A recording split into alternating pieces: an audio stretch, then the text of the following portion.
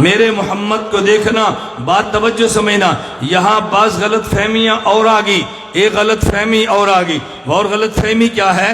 احناف دیوبند کا مسئلہ ہے مرد کی نماز کا طریقہ الگ ہے، عورت کی نماز کا طریقہ الگ ہے، مرد عورت کے نماز کے طریقے میں فرق ہے۔ ایک پھر میدان میں آگے، اور جی اللہ فرماتے ہیں فَاتَّبِعُونِی، میرے محمد کی اتباع کرو، نماز ایسے پڑھو جیسے میرے محمد نے پڑھی ہے۔ یہ حکم مرد کو بھی ہے، یہ حکم عورتوں کو بھی ہے، تو دونوں نماز ایسے پڑھے جیسے حضرت محمد نے پڑھی ہے۔ ادھر جا رہے ہو، اذا حضرت الصلاۃ، جب اذان نماز کا وقت آ جائے، فَلْيُؤَذِّن لَكُمْ أَحَدُكُمْ، تم میں سے ایک اذان دے، وَلْيَؤُمَّكُمْ أَكْبَرُكُمْ، تم میں سے بڑا، تم میں سے جو بڑا ہو وہ امامت کرمکم اکبرکم فرمایا، اسی نے سلو فرمایا۔ یہی تو دیوبند والے کہہ رہے ہیں، یہ اللہ کے نبی نے خطاب فرمایا تھا اور مردوں کو فرمایا تھا، سلو کما رأیتمونی، تم نماز ایسے پڑھنا جیسے مجھے پڑھتے دیکھا۔ یہ دیکھنے والے مرد تھے، دیکھنے والی عورتیں نہیں تھی۔ اگر وہ نماز پہ چلو،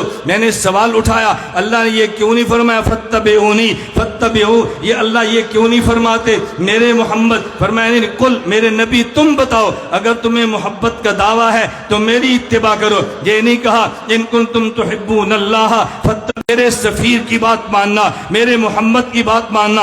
اہل سنت والجماعت دیوبند کا موقف یہ ہے، نبی نمائندہ خدا ہے، صحابی نمائندہ مصطفیٰ ہے۔ اگر قرآن سمجھ آئے گا تو مصطفیٰ سے آئے گا، وہ نمائندہ خدا ہے۔ اگر حدیث میں نے کہا جن نے سنی اس کا نام لے، کہا عبداللہ بن عمر ہے۔ میں نے کہا حدیث کس کتاب میں ہے؟ کہا جی بخاری میں ہے۔ میں نے کہا کھول کے لا بخاری شریف کو۔ عبداللہ بن عمر نے پہلے پیغمبر کا ارشاد نقل کیا، خالف المشرکین، توجہ رکھو، خالف المشرکین غفر اللہ واعف الشوارب، مشرکین کی مخالفت کرو، داڑھی بڑھاؤ، مونچھی کٹاؤ، جاؤ امت کے سامنے سچ بولو۔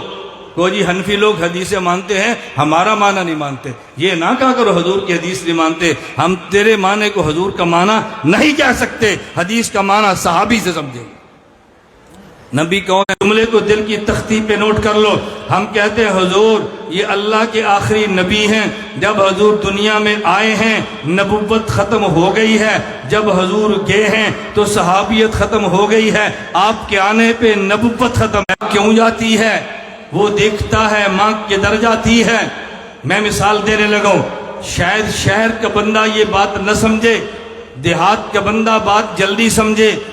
آپ سڑک پہ گاڑی پر جا رہے ہیں، آگے آدم موجود ہے، کیا سواری کو روک دو، سواری سے اترے ہیں، ایک جگہ پہ بیٹھے، جیسے آدمی قضائے حاجت کے لیے بیٹھتا ہے، بیٹھے اٹھ کے چل دیے۔ اور خادم نے پوچھا حضرت آپ کو ضرورت نہیں تھی حاجت کی، سواری تیری عقل میں نہیں آتی، تو مانتا ہے؟ کہا یہ عقل میں نہیں آتی، میں پھر بھی مانتا ہوں۔ وجہ کیا؟ اس نے کہا میں ابو جہل ہوں، میں عقل کی بات مانتا ہوں، محمد کی نہیں مانتا۔ کہا جی میں ابو بکر ہوں، میں نے کلمہ عقل کا نہیں پڑھا، میں نے محمد کا پڑھا ہے۔ پھر میں ایک بات کہہ رہا ہوں جو عقل کی بنیاد پہ